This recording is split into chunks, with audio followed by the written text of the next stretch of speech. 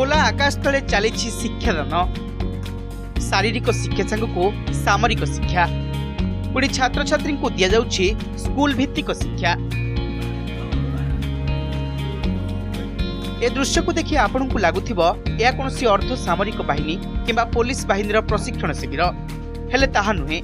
यह हेउछि केन्द्रापड़ा जिला महाकालपड़ा ब्लॉक राजगड़ा पंचायत थिबा कल्पतरु प्रशिक्षण केन्द्रर दृश्य।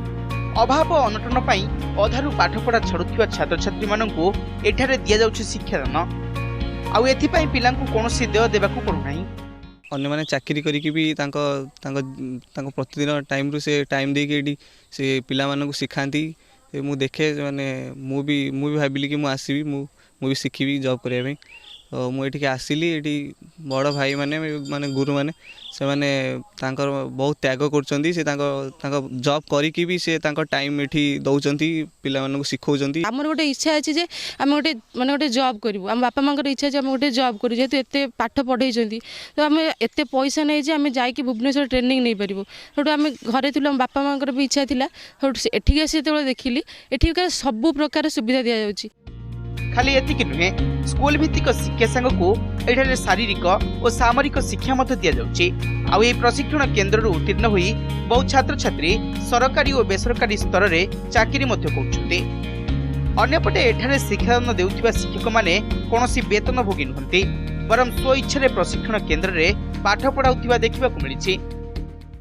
मुख्य उद्देश्य जदि मु कहिबी कल्पतरु प्रशिक्षण केन्द्र केवल आम पाखे जहाँ अच्छी आम कौन दे पार अनुष्ठान को किसी ना क्या बाध्य ना कि पैसा देकी ये पढ़ा कि कौन निज पाखे जहाँ अच्छी जहाँ पाखे ज्ञान अच्छी ज्ञान बांटी पार जहाँ पाखे विद्या अच्छी से विद्या दान कर जहाँ पाखे कि धन अच्छी कि जन चाहूँ अन्य जन को साहाय्य करने से से जो आखपाखर जो अच्छा शिक्षित युवक मैंने जो मैंने पढ़ुं प्लस जो मैंने अलरेडी पढ़ा सारे से गोटे प्रशिक्षण नौकरी से फिजिकल ट्रेनिंग सहित जो अच्छी पढ़ापढ़ी कार्यक्रम मेंटल एबिलिटी उपरे प्रशिक्षण नौकरी आ मु जहाँ देखिले एवं प्राय 100 पाखापाखि शिक्षार्थी अच्छा आ प्लस अलरेडी 100 खंडे जन पाईगले कहते डिफरेंट ऑर्गेनाइजेशन से चाकरी पाई सारे तो गोटे बहुत सुंदर कार्यक्रम।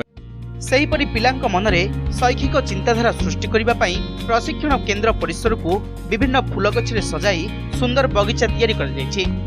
आउ अधारु पाठपढ़ा छाड़ुथिबा छात्र छात्री माननकु एही प्रशिक्षण केन्द्र आशार आलोक पालटिछि। केन्द्रापड़ा महाकालपड़ारू नयनमणि सामल रिपोर्ट नंदीगोष्ठी टीवी।